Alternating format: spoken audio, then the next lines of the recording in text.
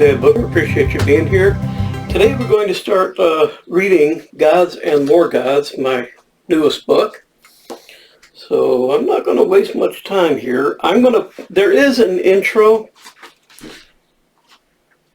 I was debating whether or not to read it. Let's read it. In the vastness of space at the center of the galaxy, there lies an ancient power. A power born from the beginning of everything, the universal overgod. Supreme being who created the overgods, and it was they who created the gods and the spirits of the people who would populate the planets. Each overgod requires a facility. The building is anything you want it to be. If it is a huge, bright, white temple with domes and pirouettes, a place of spiritual understanding with a hint of tourism, well, then it can be that. Or it can be a small wooden garden shed full of tools and not much else. The choice is yours.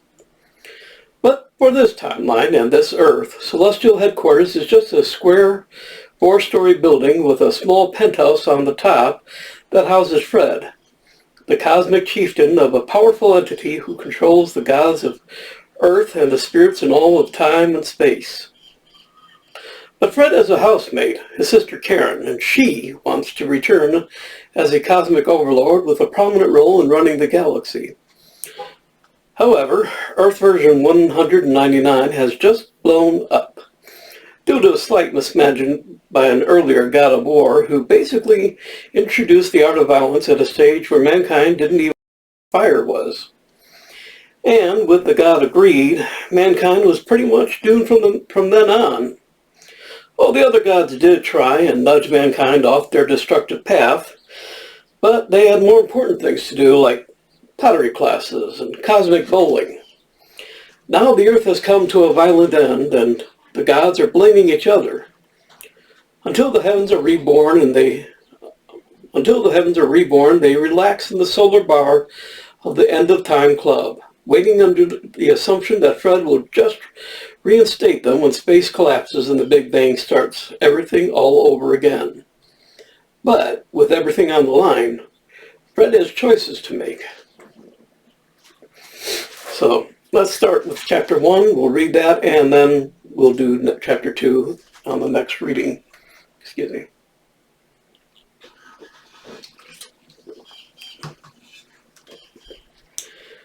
This is passing time at the end of time. A few select of the Earth's gods were sitting in the card room of the End of Time Club. The club is for waiting out the time between the Great Collapse and the Big Bang. As they await the rebirth of the galaxy and a new Earth to rule, they casually play cards, drink the finest whiskey Earth has ever produced, Old Wolf's Howling Whiskey, and discuss their past experience and their plans for the next go-round. Carl, god of the tetrahedrons, exhaustedly walked up the marble steps. As the last god on Earth before the Great Collapse, he was also the last to arrive to the club. He sadly took a last look at the Great Collapse and shook his head. He'd had many names in many places. As a relatively insignificant minor god with few worshippers, he changed often as the people changed. His only consolation was that he was always the last of the gods to watch over the Earth in its final death throes. As the end approached, he comforted the last people and prepared them for their end. With such a small number, he personally took them to the facility where they would spend the transition time. He helped them get situated and found occupation for them, instructed them on the breaks and what recreation was available to them. Then, after a brief visit with Fred, he just made his way to the club. The club itself was a worthy place for gods to wait in, round with protruding alcoves around the outside, and each alcove was frescoed and furnished in the preferred era the gods had considered their golden age on Earth. These alcoves were private places, only for the use of the god or gods of that emplacement. In between the alcoves, clear crystal windows stretch up to the ceiling a mile above. 2 enormous windows span the distance from the doorway to the first alcove, each window framed in gold. The communal center was luxurious, with a central fireplace large enough to roast a herd of oxen at once. It radiated warmth with deep leather chairs and couches surrounding it. On each table was a vase of sticks, a bowl of marshmallows, chocolate bars, and graham crackers. Tables and chairs were scattered around for playing cards, board games, or just to sit, talk, and drink. A curved bar stood at the outer edge and was long enough that all the gods could drink at once. Bertel, the bartender, could mix any drink and seemed to be everywhere at once, filling glasses or cleaning up the empties. Always ready to laugh at a joke he'd heard a long time before or to tell one he'd just created. His presence was what made the club special. He'd been there since the beginning and was happy to provide a sympathetic ear or offer sage advice. It was as if he was the personification for all the club stood for and all it should be. He was the only spirit who regularly interacted with the gods. So comfortable were they with his company that they thought of him as an equal. On the basement level, for those who wished to use them, there were pools the size of oceans, gyms that could be used for training using neutron stars for weights, usually only used by Zeus. Pristine fields for multiple sporting events at once, dining rooms that could feed thousands of gourmet meals in an instant. It was rumored that there was a spirit staff numbering in the thousands, for surely Berthold couldn't do everything alone, but the only person they ever saw was himself. God, being the first God to be created, had named himself simply God. Being the first, he also considered himself the most important. The others felt that this was more than a touch of arrogance, as it precluded the opportunity to add God onto their title. It also made him uncomfortable to be around, as Odin was constantly reminding him, being first was usually a test model, and then improvements are made after. You know what a model is, don't you? A small imitation of a real thing. At the card table, God was holding court. I think I'd like to take over a nice little piece of earth on the middle hemisphere for once. I seem to get the cold places. He looked over the assembly and picked out Isis. Hey, if I do get another chilly one, how about you and me joining up and help keep me warm? Never worked as a pair before. It might be fun. He leered at the lovely Isis, who, placing her finger down her throat, made gagging noises. Tingaroa of Polynesia dropped a couple of chips in the pot. Hell, you think you've had it bad? I get to live in the ocean. Imagine being wet all the time. My darn skin always looks like a prune and the water gets terrible. Fish eat, poop, and make love in it. People throw trash in it, and eventually I spend all my time cleaning up. Ruler of the sea, and I'm constantly reduced to a janitor. Thank the universe of God that I get to dry out here for a while. Neptune elbowed him in the ribs. Hell, it's not like you would it alone. I took on plenty of ocean too. He placed a comforting arm around Tingaroa's shoulder. You don't have to stay underwater all the time. Can't even remember how many times I've tried to explain that to you. Get out of the water occasionally and party on the shore.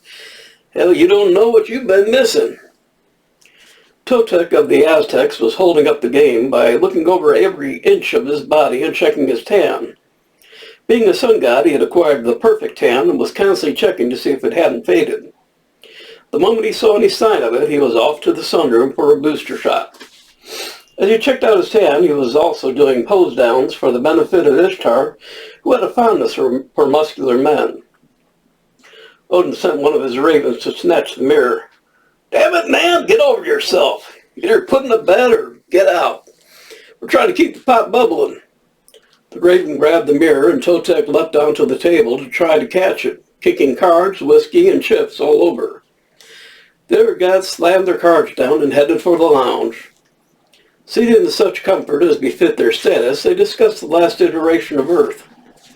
Hey, anyone else hear that our noble boss Fred was real cheesed off about our handling of the last Earth?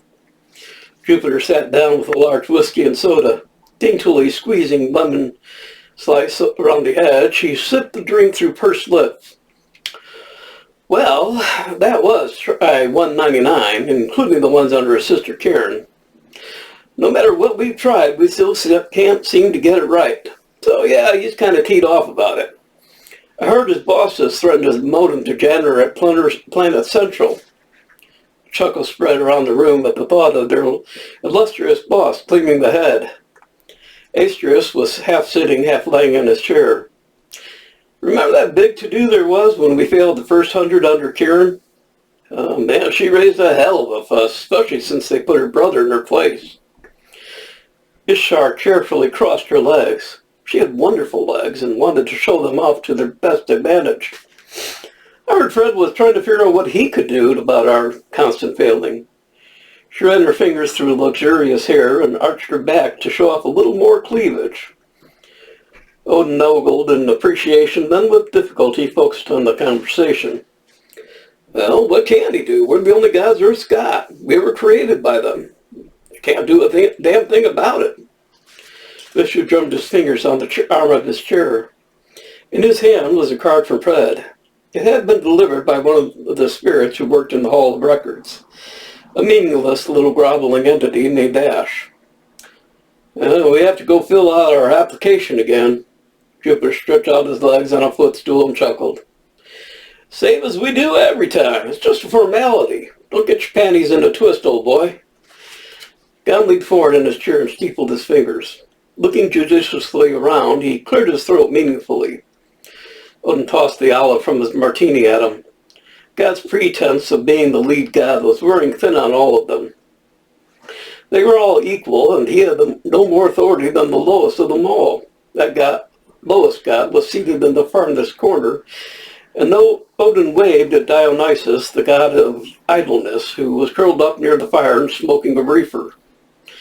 God cleared his throat with greater emphasis. When he had their attention, he resumed his thoughtful pose.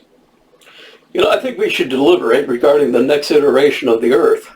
Red is bound to want to know what we plan on doing to improve our chances of achieving balance. Tangaroa reached into the drawer of the coffee table and passed out notepads and pens.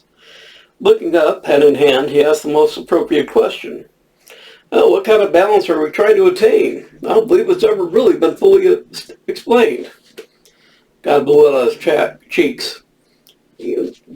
Balance, everything working in harmony, all love and light and what have you. Neptune scoffed. Well, you certainly never achieved that with your era. You were always going to war with someone. You wouldn't know balance if the scale was placed right in front of you. Vishu hung his head. Hell, none of us did. Too much competition for bigger temples. More converts and prophets. Tangora mulled things over. Seems to me things were going all right at the start, but then the Earth had plenty of space. We were all working with our own little group. As population grew, it became necessary to spread out. Seems that's when the problem started. Zid finished off his drink and poured another. Hell, I don't think that was the reason. After all, a little competition creates inspiration or innovation. I can never remember which. Ishtar looked at another table where Ares, Alki, and Mars and Androkosasi were having an intense game of Risk.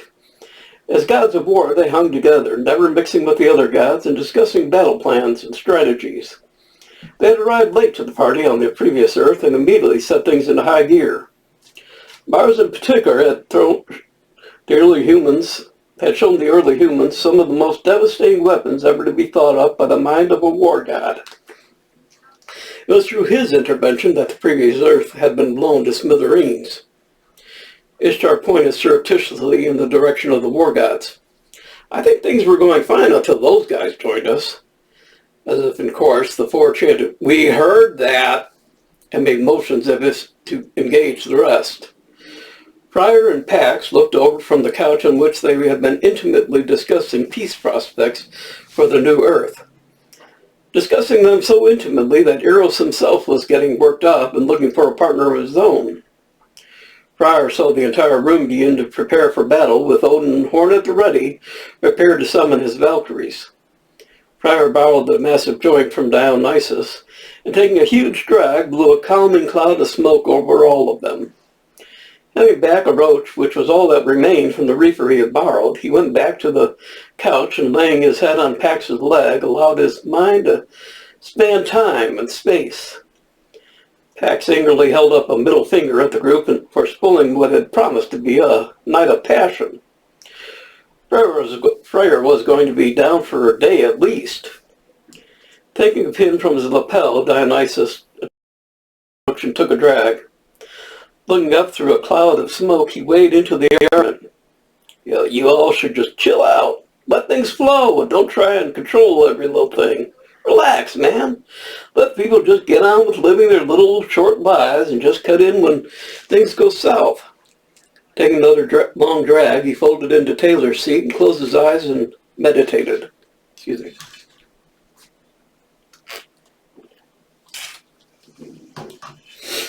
Isis looked over at Dionysus. Something he had said made her feel he might have a point.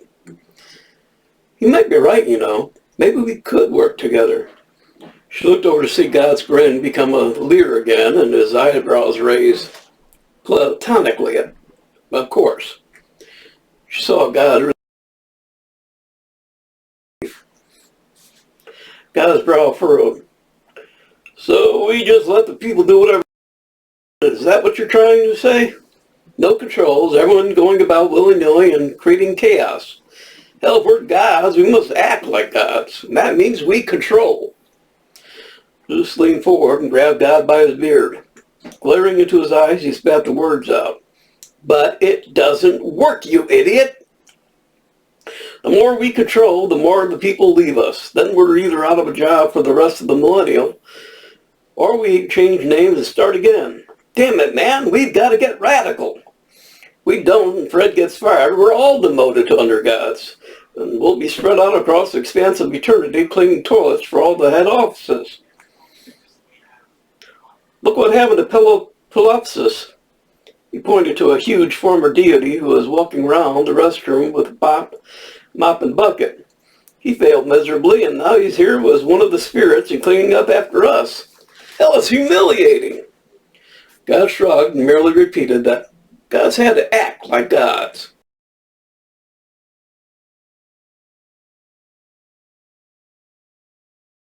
To the large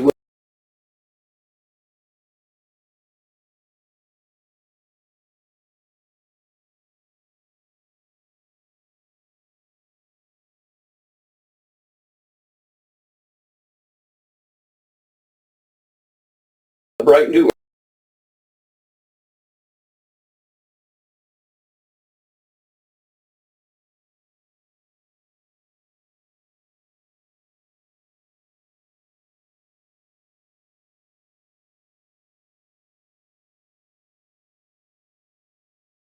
done this.